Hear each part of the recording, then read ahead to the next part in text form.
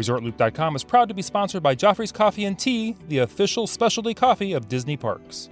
You can find Joffrey's Coffee and specialty drinks in the parks, at Disney Springs, or online at Joffreys.com. Please stand clear of the doors. Por favor, manténganse alejado de las puertas. As you enter, please slide across the seat to allow room for those who may follow. And please be sure your hands and legs are away from open doors. Thank you.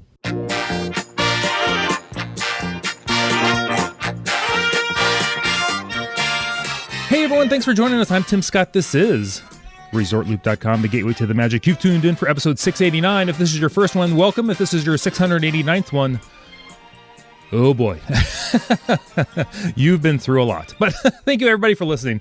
I wanted to give a quick shout out to our sponsor, Joffrey's Coffee and Tea Company. We're going into the wonderful winter season. That means there's going to be some new flavors out there that are seasonal. You don't get all year. One of them is the Winter Wonderland. This is an artesian roast with a white chocolate, creamy coconut, caramel, or caramel, depending on where you're from, and almond. That just sounds very excellent. New one that's out for the season is the Candy Cane Lane. With Candy Cane Lane, you can enjoy the warmth and flavor of the season with the familiar taste of white chocolate, peppermint bark. The smooth medium roast is blended with cool mint and sweet white chocolate to give you a true taste of the holidays. That is a dessert coffee, my friend. That is a coffee you enjoy next to a nice roaring fire. Well, you got some family in the house, and make sure you share that coffee with everybody that's coming over to visit for the holidays. And before we get too far into the show, I want to give a quick shout out to Looper Nation Live over there at Facebook, our group. If you've not been over there, if you've not looked over there for a while, you need to go over there and check out October 31st, the Halloween, the trick-or-treat, the costumes people were posting. They were fantastic. I love these. These are just a ton of great ones up there, from a Haunted Mansion one, some kid ones, from The Incredibles, some Family Incredibles over there. I'm not going to give you any more. I want you to run over there to Looper Nation Live. Check out October 31st. Check out all the costumes. If you're not a member over there, it has to be a member. We will approve you. All we have to do is make sure you're a Disney fan. All we ask is that everybody be nice. That's kind of one of our mottos. We have several others, but I'm just talking about that one right now. Also, before we get into the show, I don't know if anybody was following, I don't know if we want to call it Fuel Rod Gate or something like that. This went down really quickly. It was hinted at, and there were some signage on the fuel rods saying that to swap out your first fuel rod that you bought a few years ago, promised lifetime swapping once you bought the initial battery and the charger with all the cables for all the different phones, you could swap out for the lifetime. And then the little sign started going up on the exchange kiosk saying $3 per swap. And anytime you use that language, it piques my interest. So, the Disney internet, the Disney Twitter, the whole Disney the whole Disney ecosystem was blowing up. And there was actually a threat of a class action lawsuit.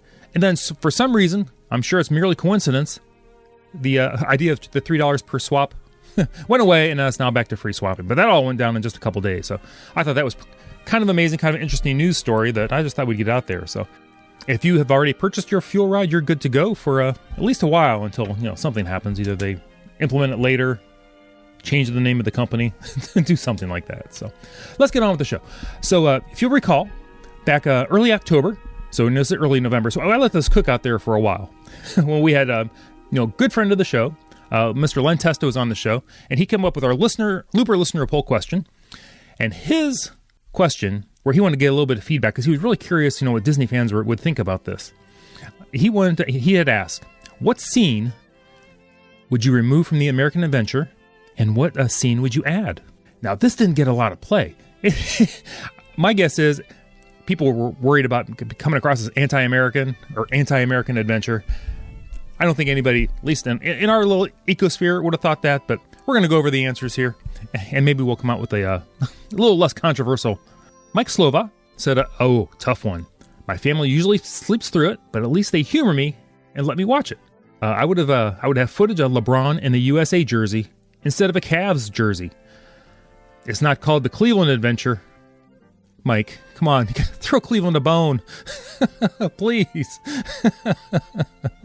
No, that's a good point. I'll give you that, but come on. We need as much help as we can get here in Northeast Ohio. David Minuti says, I honestly don't know how to answer that question. See? That's what I was saying about. He goes, I love the American Adventure just like it is. If it ain't broke, don't fix it. He goes, LOL. David, I kind of agree. I think the whole thing with that whole carousel, it's under the stage that rotates all the things, around is so complicated that Len had wondered if they wanted to take something out, one, how long would it take? And if you're going to go to all that work anyway, what would you take out and what would you try to replace? But yeah, absolutely. Love the American Adventure. Love the theater. Well air-conditioned. 2, love the seats. Comfortable. 3, love the show. Oh, I also love the Hall of Flags. Absolutely. Oh, and the Voices of Liberty.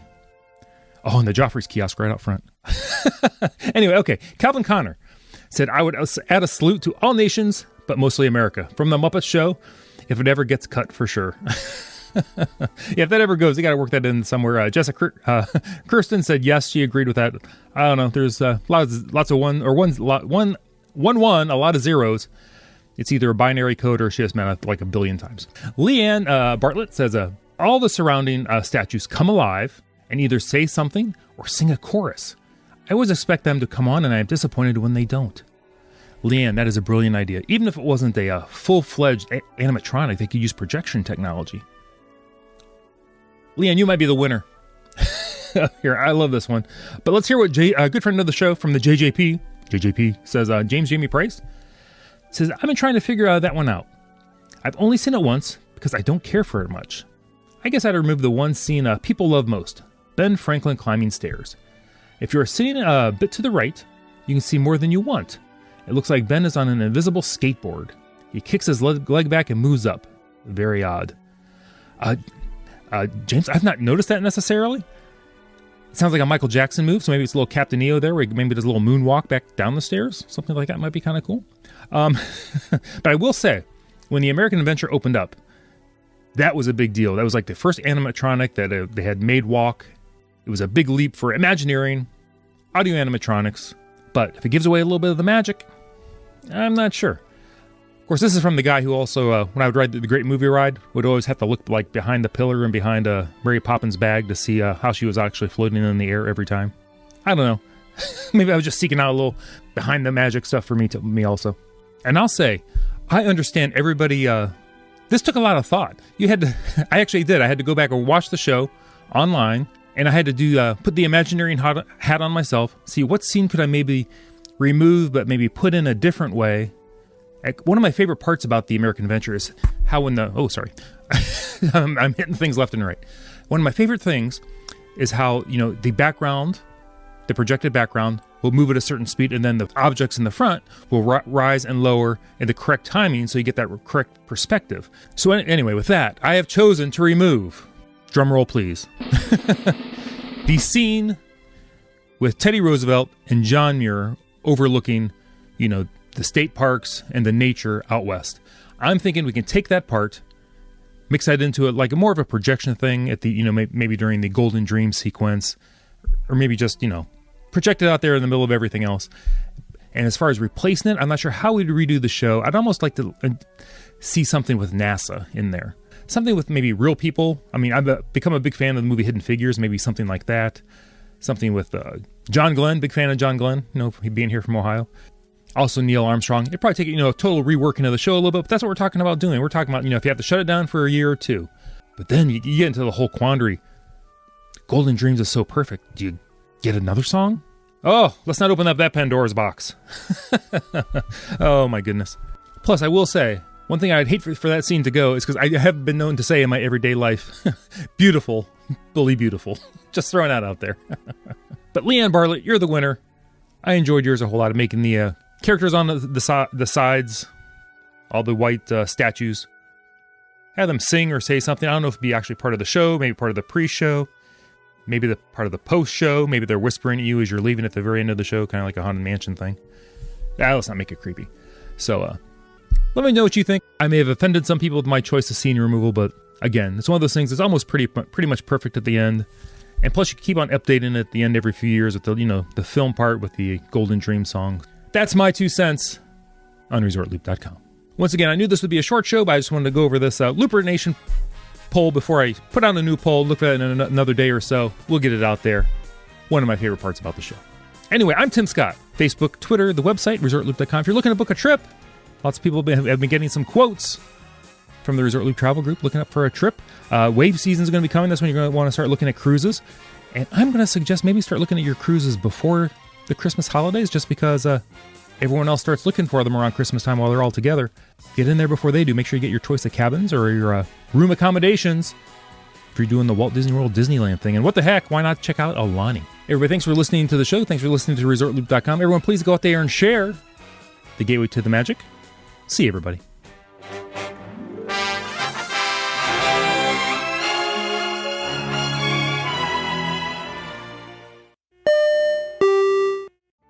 Vacation memories will stay with you and your family for a lifetime. The Resort Loop Travel Group was created with this in mind. Our fee-free services will relieve you of the stress and confusion of finding and booking the best vacation at the best price. After booking, we will continue to monitor for ways to save you even more on your vacation. We will check for any upcoming packages and discounts to save you as many vacation dollars as possible. Resort Loop Travel Group, gateway to your magical vacation memories. Get a quote, or for more information, visit ResortLoopTravelGroup.com. And that you're a nice person. Remember, at Resort Loop, we just be nice. We just be nice. Beautiful. Fully beautiful. Those falls